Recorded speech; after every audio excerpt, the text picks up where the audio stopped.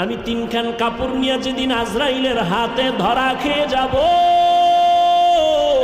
ওই দিন আমার আল্লাহ যদি জিগায়, ওরে আমার কাছে কি নিয়ে আসছো,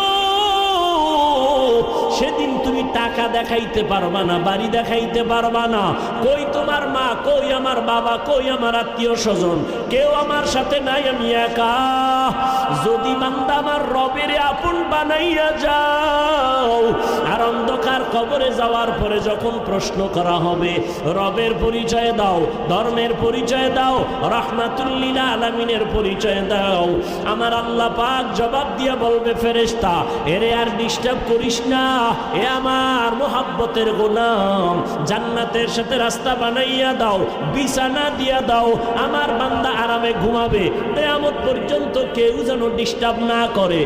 আর যদি নামাজ না নিয়া, বেপরদা হইয়া, গুনাহ নিয়া আজরাইলের হাতে ধরা খাইয়া কবরের মধ্যে যাও, গুনাহগারকে যখন বলা হবে রবের পরিচয় দে, বলবে হা হা লা আদরি।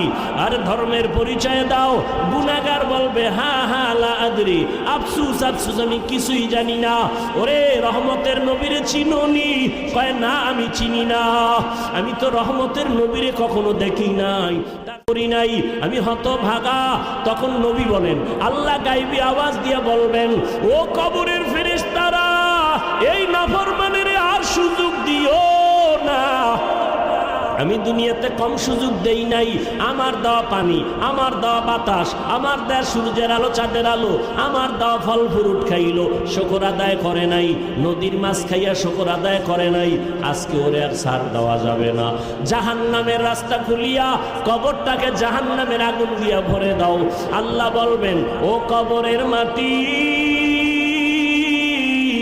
এই নাফরমান গুনাহগারের দুই পার্শ্ব থেকে